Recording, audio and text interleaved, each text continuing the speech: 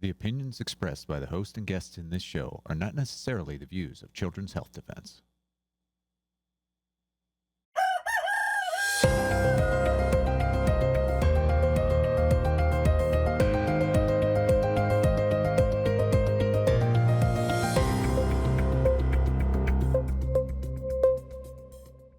Well, good morning, Ph.D. Happy Friday.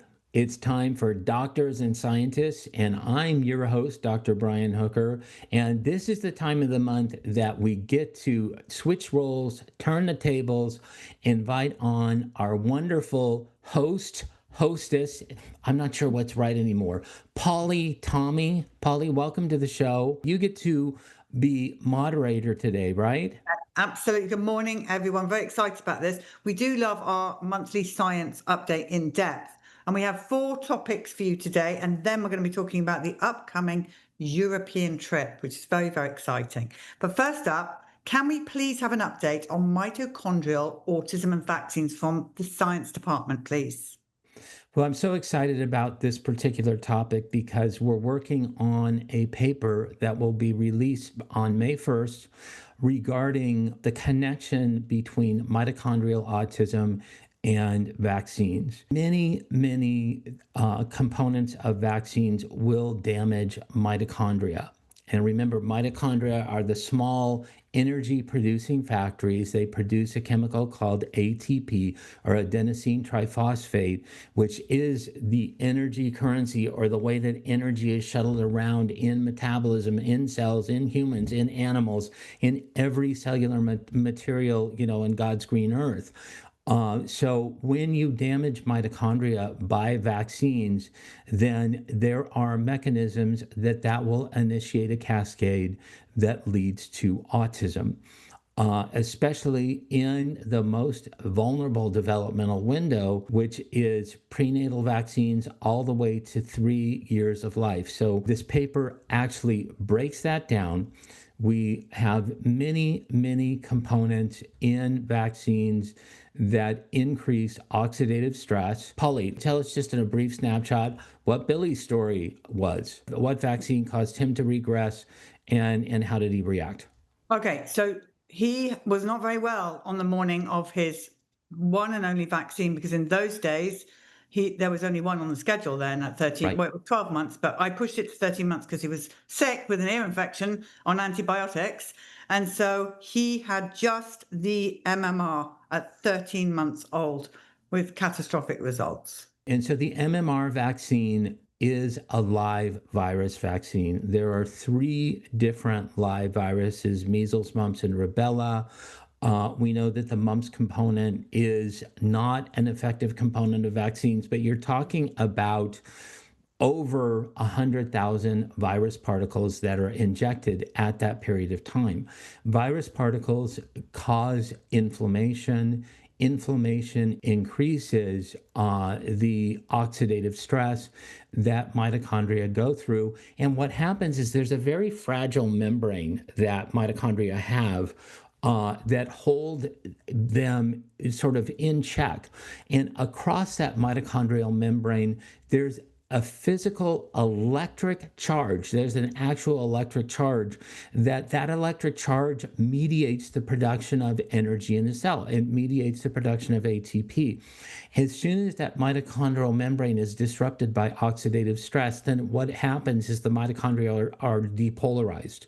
When that depolarization occurs, then you get fragments of the mitochondria that are released, and those are just damaged portions of the membrane itself, portions of the inside of the membrane. Proteins from outside of the mitochondria start to leak in, and then the immune system, not only does it react to the MMR vaccine, but it starts to react to what are called damage-associated molecular patterns. And as that damage occurs, it will cause inflammation to occur even further. That snowballs into more mitochondrial damage. That snowballs into more of an immune inflammatory response. And you get sort of this low simmer of mitochondria being damaged, more inflammation, more mitochondria damage, more inflammation, and then that will occur everywhere in the body. Inflammation and immunity are nonspecific. Inflammation and immunity will go directly to the brain, as will the viruses in the measles, mumps, rubella vaccine. You can recover measles virus in the brains of individuals that have received the MMR vaccine. So at that point, the blood-brain barrier is not developing well. Measles, mumps, rubella, aluminum from vaccines, formaldehyde that's used to inactivate inactive viral vaccines, polysorbate 80, which is a detergent. All of these can cause that inflammatory response. All of those can damage mitochondria directly. And when mitochondria get damaged, it elicits what's called damage associated molecular patterns. These are little patterns that the immune system will specifically seek out, saying, oh, a cell is damaged, I got to clean up the mess. It's sort of the cleanup or janitorial crew. Well, that initiates inflammation. Inflammation causes more damage. More damage then causes inflammation, and you get this cycle, and then it leads to the brain damage that is associated with autism. So that's what we're writing about.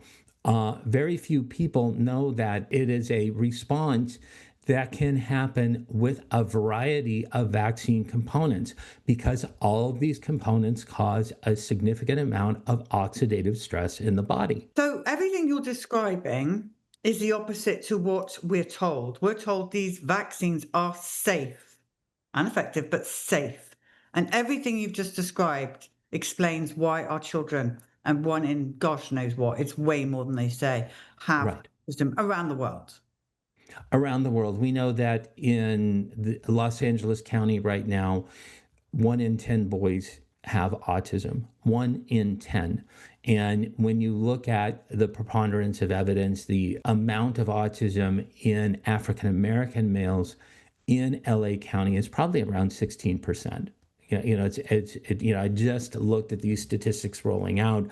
And so that's more than 1 in 10. That's almost 2 in 10 African American males have autism. And so it used to be that for a case of autism to occur, you'd have to be highly genetically susceptible, meaning that your body did not have an adequate mechanism to tamp down all of this oxidative stress that was going on.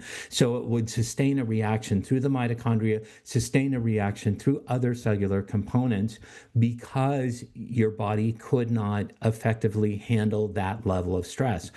That used to be somebody that had a genotype that was fairly rare. My son had mutations so bad that the researcher who was looking at mitochondrial autism at the time, Jill James, called me up and said, your son's 1 in a million. He should have never had a vaccine. But the more vaccines that we've added to the schedule, the less that threshold becomes. So, my son had about 12 different mutations that were associated with his ability to tamp down oxidative stress. Now, it's 11, 10, 9, and more kids enter into that category of genetic susceptibility because of the onslaught of all these vaccine components. My son was like Billy. There were only a few vaccines given in child checkups. Now children at 2 months, 4 months, and 6 months of age are getting at least 6 needle sticks. I honestly don't think Billy would have survived more than that MMR. That took him to another level. This is a difficult question to ask you, Brian, but I feel our viewers really need an answer to this. And I don't suppose you've got the answer to this, to be honest. When Robert F. Kennedy Jr. went into HHS, he said he was going to get to the bottom of autism, and we haven't heard anything other than a bit of Tylenol. We all know Tylenol causes massive problems before and after. What's the problem, do you think? Because we know he knows. So is Big Pharma really that dangerous that he can't come out and talk about it? I don't understand why. Because here's the thing, and I'm not blaming Robert F. Kennedy Jr. at all. I know he's a good man. I just know that every day we sit still, another baby gets killed or ends up like Billy and Steve, and we have to stop this.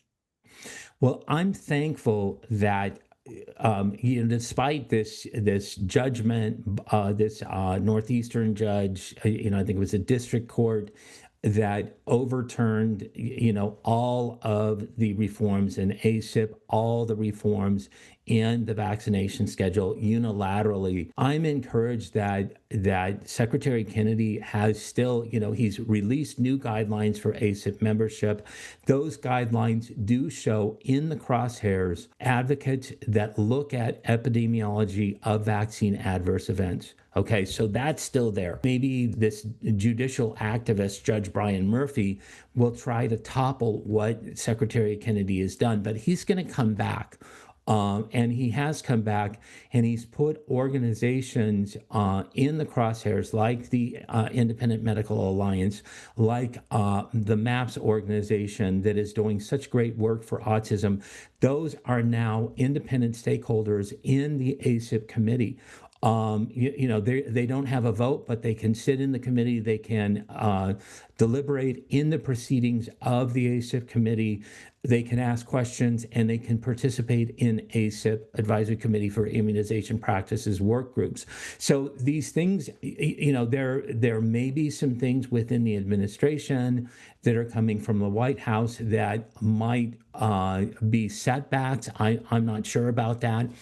But I know Bobby, and I know that he is going to fight with every fiber of his being for these children. Big Pharma is really, really strong and really, really powerful. God is more powerful than all of it. And so we need to continue to pray big.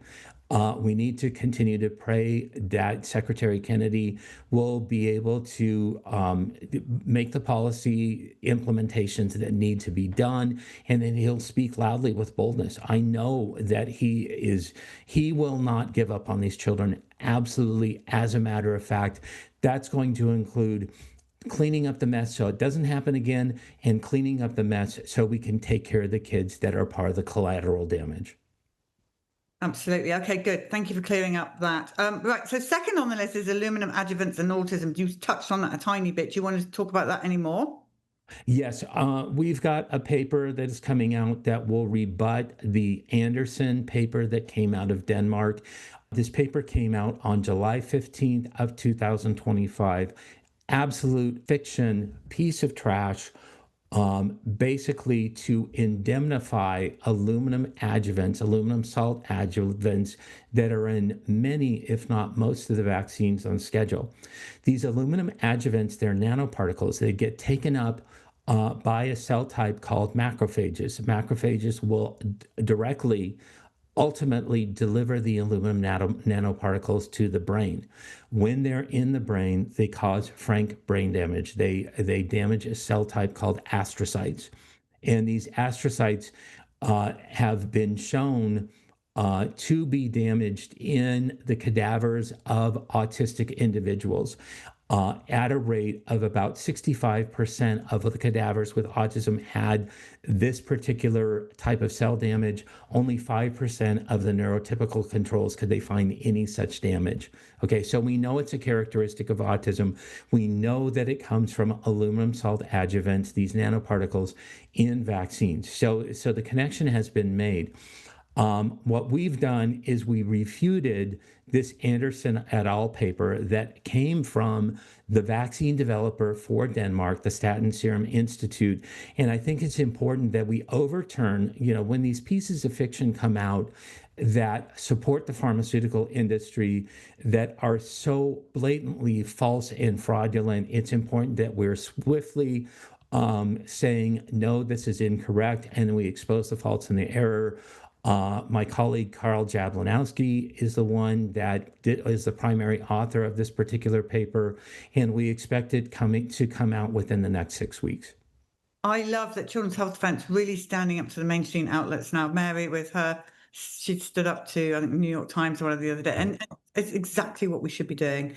I love this new approach. So thank you for that. Just a quick question on the aluminum. Do all vaccines have aluminum adjuvants in? No, live virus vaccines like the MMR vaccine, like the rotavirus vaccine, some formulations of the influenza vaccine. Live viruses can't function in the presence of aluminum. Aluminum will denature the viruses. Outside of that, the hepatitis B vaccine, hepatitis A vaccine, the Hib vaccine, the DTaP and the Tdap vaccines, some of the pneumococcal vaccines, and the meningococcal vaccines all contain aluminum. So Yeah. children are receiving over 1,000 micrograms of aluminum at their well child visits at 2 months and 6 month well baby checkups. And the safe limit for an infant that age is 18 micrograms. 18 micrograms versus thousands of micrograms of aluminum. So we're exceeding that safe limit. It's no wonder we have so many sick kids. Yeah. And you know what, Brian? Okay, the MMR tipped Billy over, but we can see him getting sicker and sicker. No Right. autism, ear infection from a DTP, hip, polio, whatever, that we were constantly slamming into him, constant Tylenol, constant Right. antibiotics, and then the MMR just took him over there. So he had aluminum in him from those early baby shots. So do we see that in the unvaccinated? Do we see ear infections in the first year of life? I don't. No, no. When you look at vax-unvax, and we have another study that's coming out looking at specifically at recurring infections in vaccinated versus unvaccinated children. And overwhelmingly, the kids that are vaccinated, and this is an interesting cohort or interesting population that we're looking at, because we're looking at individuals that are friendly to CHD that have actually allowed us to look at their medical records. So the kids are partially vaccinated versus unvaccinated. Even in that partially vaccinated group, we see twice as many ear infections. We see twice as many respiratory infections. We see about 50% more gastrointestinal infections. These kids that are vaccinated are much, much sicker. And the more vaccines that they get, the sicker they are. Okay, so if they've had 10 or more vaccines in their first year of life, then their rates of developmental delays go up, their rates of asthma, autism, ADHD, all go up. And in this case, in this particular publication, we see many, many more recurring infections. Once you see the health of unvaccinated children, you cannot unsee it, because if they do get an infection, they recover much, much more quickly. Within 24 to 48 hours, antibiotic usage goes down, well child visits go down, simply because these unvaccinated children are just healthier. Yeah, they are. And I spoke to a mother with unvaccinated children the other day, Brian, and she was saying that a woman came up to her and said, "Your child's got an ear infection." She said, "No," because she was pulling her ear. She's Right. teething. So we're Mhm. also over-diagnosing things that are completely normal in children, rushing them to the doctor. By the way, I was that mother, so I'm not blaming anyone. Right. Rushing to No, the doctor, my child's pulling its ear. Oh, quick, it's a little bit red inside. Let's give it a buttload of antibiotics and a bit of Tylenol. And you're going down a slippery road if you do that. you absolutely are. Medicines are toxins. The medicines that we give, the more that we give them, the more that we're toxifying all of the organs of the body, including the brain. Okay. There are neurological antibiotic interactions. Absolutely no doubt. There is a strong neurological interaction with Tylenol, acetaminophen, paracetamol, whatever you want, Pamol, whatever you want to call it. There is a strong neurological reaction. We've proved it in our own animal studies, showing how juvenile rats versus those that did not get Tylenol. We find what's called an adduct of Tylenol or of acetaminophen, where the acetaminophen actually attaches directly to the proteins in the brain and disrupts metabolism in the cells. So we know, the sicker they are, the sicker they become, because the drug industry has given us drugs that once they're in the body for a longer period of time, 10 days, 14 days, whatever, they are neurotoxic. All right, let's move on to the HPV rollout. What's going on in the science department there, and what happened with Gardasil 4? Okay, well, Gardasil 4 came out in 2007. And we happen to have the Florida Medicaid database through 2011. So we thought, well, let's look at the first 4 years of the Gardasil rollout. And what we find is that when we look at ovarian dysfunction in general, that children that are receiving these vaccines at 9 years of age, 10 years of age, 11 years of age, some of them have 5 times as many diagnoses of ovarian dysfunction, menstrual issues, premature menses, vaginal disorders, as well as other types of genital disorders, as well as a greater level of getting infected with HPV. This vaccine that is supposed to prevent HPV in the first place, we see more HPV diagnoses in the individuals that actually got the vaccine. We've seen time and time again where individuals have had their lives ruined by the HPV vaccine. So we want to go back to the original Gardasil 4 rollout, and the facts are stunning. And we made sure that our vaccinated group plus our unvaccinated group, they're seeing the doctors regularly. They're enrolled in the Medicaid system continuously throughout that 4-year period of time. And the data doesn't lie. It really, really does not lie. We see much, much higher levels of these disorders, of the female reproductive system in these women who received the vaccine. And for infertility as well, with so many reports of Right. the girls have now grown up, they're trying to have children and they're struggling. Exactly. We don't want anything to damage vital organs and vital organs that are associated in reproduction. And so one of the reasons that we look specifically at ovarian dysfunction and we see such alarming rates of ovarian dysfunction in the vaccinated versus the unvaccinated, specifically for the HPV, is because that will affect fertility directly. And we know that right now in the United States, fertility levels are the lowest that they've been almost historically. So if someone's watching now and they've had all of the Gardasil 4s and they're trying to have children, can you reverse any of these? I mean, you're not giving medical advice, but are there people that have had some success in getting better? If you suspect that you had an injury from the HPV vaccine, get a reputable integrative practitioner right away. I mean, get somebody who will do integrative medicine on you in order to reverse the damage, because there's a lot of solutions in homeopathy, in chiropractic, in integrative medicine that are not in your mainstream allopathic medicine. If you go see your family doctor and you say, oh, I have an HPV vaccine injury, they will not know what to do. But I think that, again, aluminum is part of the structure of the HPV vaccine itself, and they use a type of aluminum that had never been previously tested in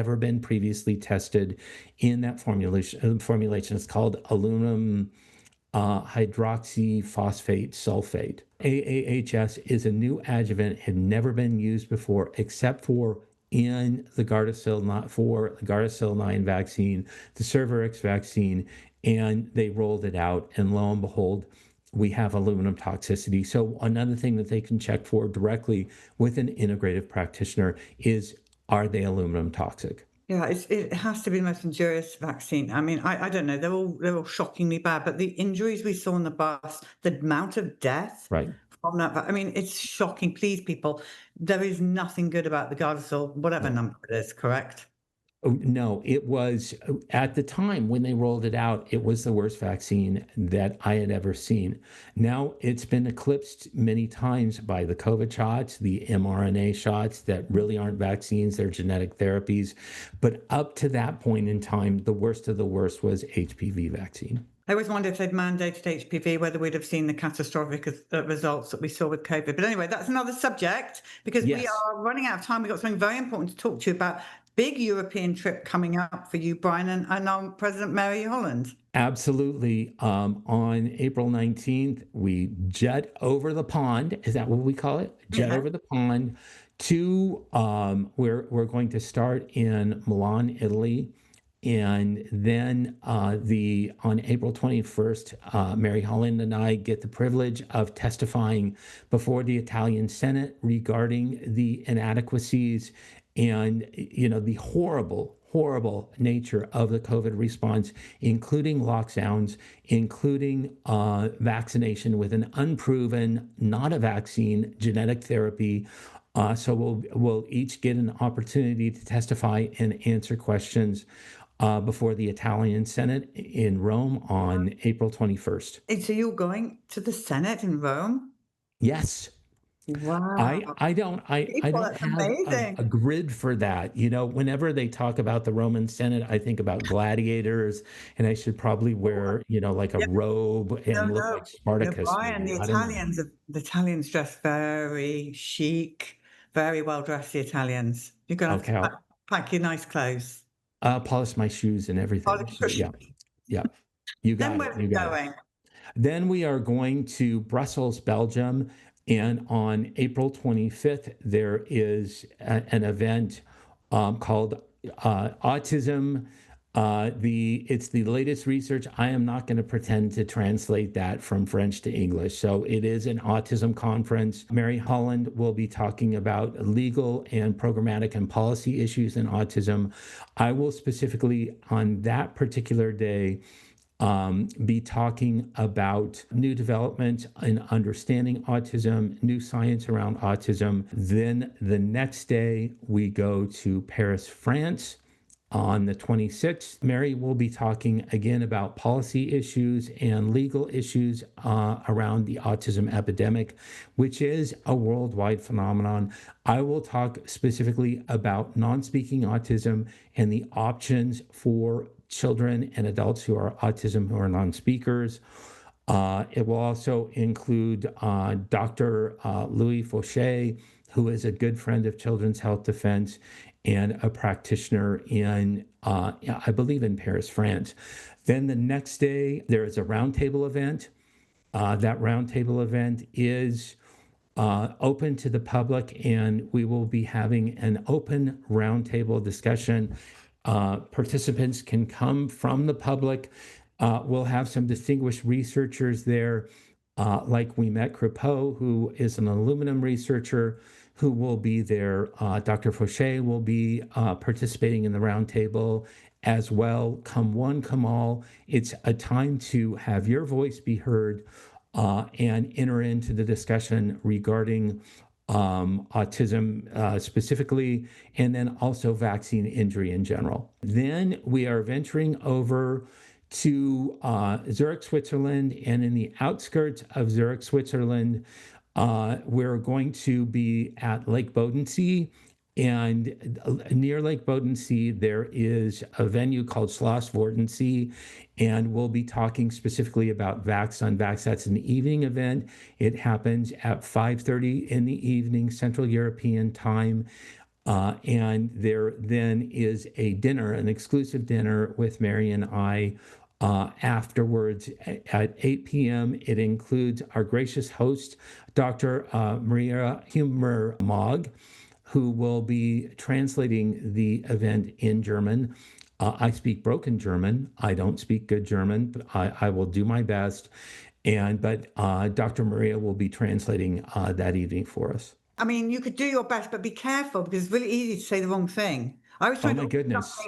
in France once and at a bar with some friends and a dog bowl appeared. Oh my So goodness. you've A got to be very dog. No, careful. I'm sticking with good old, born and raised in California English. That's what we're going to speak while I'm there. And then from what I've heard, many speak English, in these countries.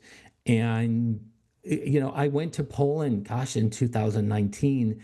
And I tried to get somebody to speak Polish with me, and they're like, no, we love speaking English. We want to speak English with you. So I never got to speak Polish the whole time I was there, even though I only know two words in Polish, which is tog, which means yes, and usta, which means lips. That's it. But we have lots of European viewers. So if you're out there and you see them, go run and give them big hugs. Please do. Please come up, introduce yourself. We want to know all about you, especially if you can translate so I don't order food in a dog bowl. Dog bowl. Yes. Yeah, don't do that. Oh, Brian, it's wonderful as always to interview you. It's very important we hear your voice, and thank you for everything you're doing in the science department. It's truly amazing. Well, thank you so much, Paula. You're so wonderful. We love what you're doing at CHD TV. You're the eyes and the ears and the mouthpiece, so we can get this information out. So thank you so much, you and your staff. Absolutely wonderful. So great to work with. And thank you, everybody, for joining us for this important episode of Doctors and Scientists. Spread the word, spread the word. Make sure that you get us out on social media as well. Okay, now I'm delighted to be joined by Isabella Yon, and she's going to be talking to us about Children's Health Defense new movie, Duty to Disobey.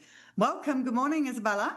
Hi, good morning. Thank you so much for having me on. We are so thrilled to be bringing Duty to Disobey worldwide on Tuesday, June 30th for our worldwide premiere. And we would love for everyone's help to help bring this film to your specific community. So if you email me, I'm sure we can pop it up below, but it's bella@tommyburrowsproductions.com, and I will send you a host kit, which explains in detail how you can source a venue very simply in your community, and then email me with the venue options, and we do all the contacting, booking, and then set up a ticketing page so you can share that with your community.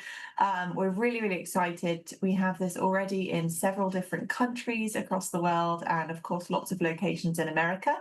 And you can also check the status of movie screenings near you by going to dutytodisobeyfilm.com. We have a little interactive map there. You can see if there's a screening near you and purchase your tickets if you don't want to be a host.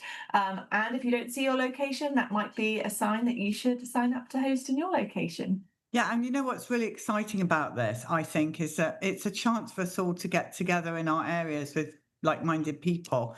So, you can do things like potentially have an after party or somewhere where you can all just group together and chat and discuss the movie afterwards, because it's a very powerful movie. And it's important as well. I mean, you are a military wife as well, so you know the importance, don't you, of the military? Yeah, absolutely. It's really, really powerful. It really hones in on just how disgusting our military members were treated during kind of the COVID regime. And, we encourage you also to, even if you're not military and think that this may not apply to you, it does. There are so many people going through this. I know the firefighters and the police and everyone were also dealing with a very similar discrimination during COVID. And so it's a really powerful film for everybody to view, not just military. And like Polly mentioned, it's a really great way to just gather with your community, meet new people, get them involved in the work that we're doing here at CHD. So yeah, really, really excited. I think it's going to be a very powerful event. I agree. And one of the most powerful lines in the film is that what happens in the military will eventually pan out to what happens to us that are not in the military. So and these people, they fight for our freedom, so we can sleep in bed safely and our children are safe. And I didn't realize the massive impact of the military until, I have a son-in-law, now in the military. So he's taught me a lot, but also interviewing all these people for the film has really been like another level education. They work so hard. Yeah, they really do. They really do. And I see it too, again, through my husband, but also just all the people I meet living in a military community. These people really do work so hard. And again, a lot of them lost their jobs and were just treated really, really poorly during this era. And this film really sheds light on that and it's very eye-opening. Yeah, and it's also a little bit different than what people might be saying, oh, not another film about COVID. Well, it's not really. What it's about is the people who stood up and said, no, I'm not going to take that unauthorized vaccine jab, whatever you want to call it. And so I'm going to stand firm. And what happened to them for standing firm was horrific. I mean, the level of bullying, and so many Belarus we know that wanted to not take it, and then they were bullied so badly that they just, had to take it in the end because the consequences were so bad. So it's really about what happened to these people and how they were mandated. Remember, they were mandated the COVID-19 shot, which turns out to be completely unauthorized and illegal mandate. It was an illegal mandate. So duty to disobey doesn't mean that we're saying, look, everyone go out and disobey. It was an illegal mandate and they had a duty to disobey that. So it's a very, very powerful film and real education for out there. So I wanted to bring Bella on really is just to get you all together so that you can get your venues done. Now, they don't have to be in theatres, do they, Bella? No, and that's a really great point. I think a lot of people are intimidated by the fact that, gosh, to host in a big theatre, that sounds a lot. Or maybe you live in a small town or even a military community that doesn't have access to a big, conventional theatre. I know a lot of theatres were actually shut down during COVID, but this really can look like whatever you want it to look like and whatever would best serve your community. I mean, we have people hosting in American legions throughout the country, which is really great as they are obviously affiliated with the military. Yes, there are some in independent theatres. We've also got chiropractors hosting in their offices, town halls. I mean, really, it's whatever again would serve your community. It can be as small as 25 people at your screening to we have screenings with 300 to 400 people. So again, it can look very different wherever you are. There's no very strict of what it should look like, and we're just interested in getting this film to be seen as many people as possible. So please just message me if you have questions, if you're unsure if a venue would work. We are here to help you however we can and make this as easy and as streamlined as a process as possible. So please contact me. I would love to chat with you about bringing it to your community. And once again, your email address for people to contact you. Yes, it's bella@tommyburrowsproductions.com. And remember, Tommy is EY. So Yes. tommyburrowsproductions.com, bella@tommyburrowsproductions.com. All right, Bella, thank you so much for being on this morning and telling us about Duty to Disobey. I hope we get you back on nearer the release date to tell us how things are going and how the theatres or whether the venues are panning out. Absolutely. Thank you so much for having me. And also the dutytodisobeyfilm.com website, you can also contact me via there as well as see the interactive map. So definitely check that out.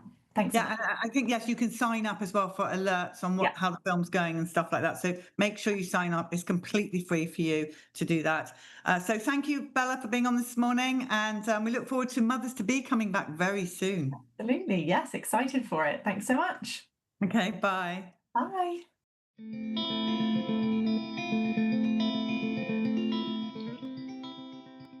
My name is Dr. Elizabeth Rogers. And what kind of a doctor are you? I am now a health and longevity doctor, but I'm also a Harvard-trained epidemiologist and researcher.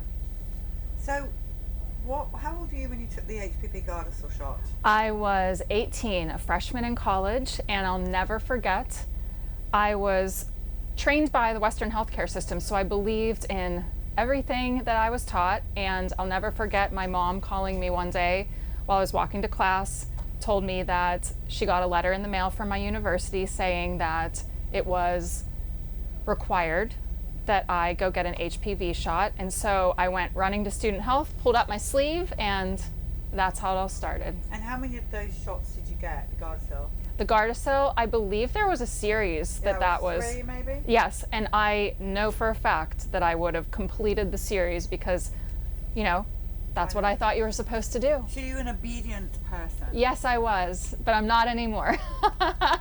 So what made you think that the Gardasil was a problem? Did you feel ill? I didn't think it was a problem at all until, honestly, more recently in my lifetime. So right after I got the series of shots, I started getting extremely sick every 3 to 4 weeks. I was bedridden in my dorm room at student health on IV antibiotics because I was that incredibly sick. And as soon as I'd overcome it, the cycle would start itself over again. And I lived through this vicious cycle for years until I was 23 years old when I had a near-death experience. And then I spent the next decade after that battling chronic illness. During that time, I was training as a doctoral student in epidemiology and doing extensive research. And my near-death experience is what really opened my eyes. Wow. So what really happened was I had kidney stones, massive kidney stones, which is extremely rare for a 23-year-old young female adult. Kidney stones are typically most common in older adult men. So it was a rare case to begin with, and nobody could figure out why I had this or what the problem was. But what really caused the near-death experience was there was a urologist who was supposed to do a laser lithotripsy procedure on me to remove the kidney stones. But instead he poked a bunch of holes in my ureter wall, left me bleeding internally, and did not tell me about it. And so I went into septic shock and had a doctor save my life after he found my pelvic floor full of blood and urine. Do you remember anything about being nearly dead? Yeah. What happened? I remember all of it. I remember knowing I was dying and not knowing what else to do. There is a story, I call it my angel story, that is what happened to me right before I had my life-saving surgery. I said goodbye to my entire family because time had passed. After the surgery, the doctor who did this to me did not tell us about it. So we had no idea. My family was watching me just decline in the hospital. And I still believe to this day, this was this entire series of events was triggered by the fact that I went and got that series of vaccinations. But I didn't connect the dots until years later. So while I was going through this time frame in the hospital where the original surgeon had said, within 72 hours, you're gonna pass your stones, you'll feel like $1 million and walk out of here. And I remember thinking, that sounds great. Except 72 hours later, and then days beyond that, I was suffering, declining, and I had shown no signs of passing any stones whatsoever, and they could not get this surgeon to answer the calls or pages, so nobody could understand what was going on. My parents had to file a grievance with the hospital where I was being treated, which took days to process because unfortunately we're all subject to the insurance system here in the United States, and it's a nightmare. And it was divine timing. I have no doubt about that. The day that my parents' grievance was accepted, they put a different urologist on my case who rushed me in for a CT scan, said you're in septic shock, and told my parents and I that it was a 1 in a million shot that I would survive that situation. And so that if that I needed to say goodbye. And so I remember saying goodbye to my parents, in particular to my brother, because when that was happening, the surgeon who almost killed me decided that he was going to show up and actually pushed my father up against the wall and said, "You must not know who you're dealing with," and threatened my family.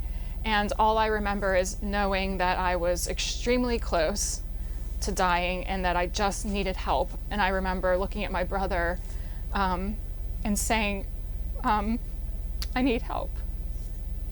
Is your brother older than you? No, I'm the oldest of my siblings.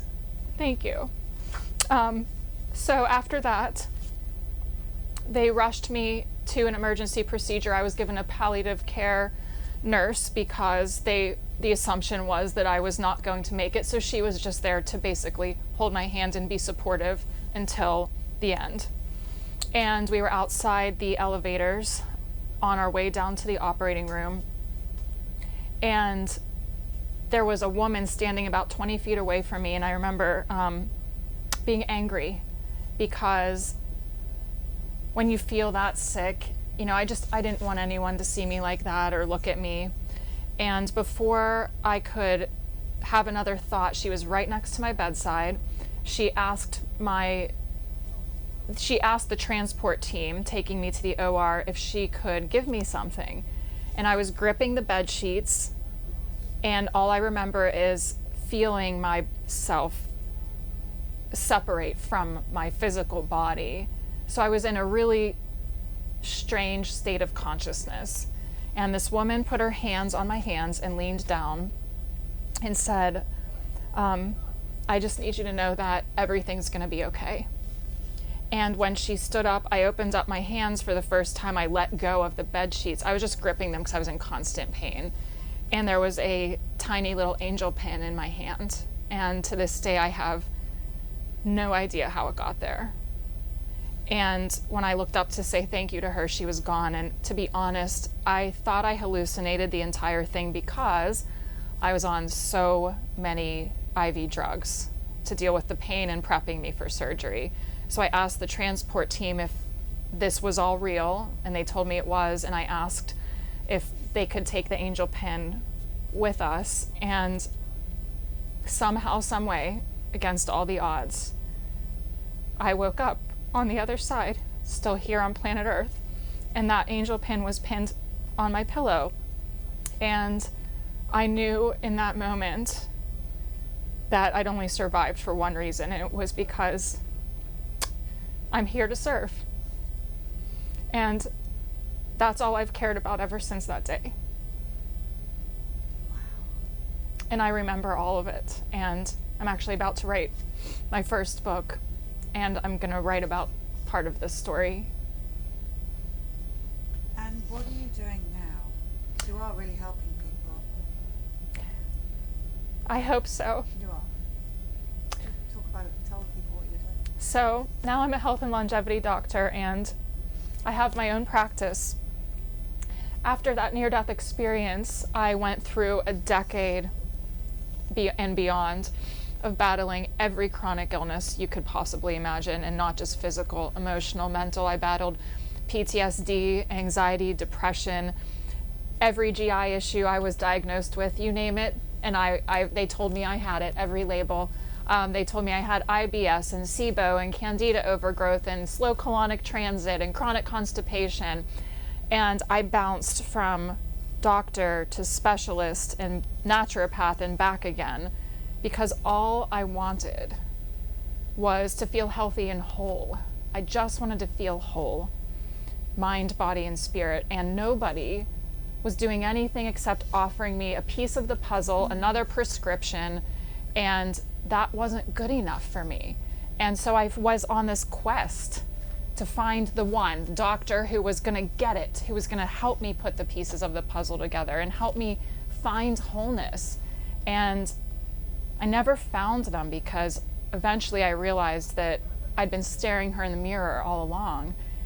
And all this time, ever since, I've worked with dozens of women mostly, helping them find the root causes of their health issues and walk a pathway to heal that's very individualized, because health isn't one size fits all. And what health is to each and every one of us is something different. And I'm really tired of all of us being told that there's some picture of health that we're supposed to be striving to achieve. Because to me, what being optimally healthy and well means is feeling whole. And that happens when your mind, body, and spirit are connected and aligned. And the way in which each of us finds that connection and alignment, the way in which we all feel and find wholeness, is going to be different for every person on planet Earth. And so my mission now is just to help anybody that wants to feel whole again, whatever that means to you, because it doesn't matter what it means to me. Beautiful. Is there anything else you want to say to the people? Yeah, I'd just like to say that no matter where you are, what you're going through, what you're going to go through, what I think it's important to think about is that your natural state of existence is being healthy, whole, balanced, and well. And that doesn't mean that you're completely and permanently free from setbacks and challenges. So to me, it's just my job to help you find that connection and realign mind, body, and spirit, so that you can just exist from that natural state and trust in yourself, because you know your body, your heart, your soul better than anybody else, no matter what anyone else makes you think or feel. And there's a lot of crap out there in the world, especially on social media, and anything that makes you feel self-doubt or uncertainty is something that it's like it's your intuition or inner voice's way of telling you to just walk a different direction, find a different path, because there are a lot of well-meaning practitioners and health coaches and people like me out here in the world who have the best interest of your health and well-being at heart. Well, thank you so much. Thank you so much. Telling everybody what amazing testimony. This and all CHD TV programming is made possible by generous support from viewers like you. Please consider making a contribution today to keep our programming going strong. Thank you.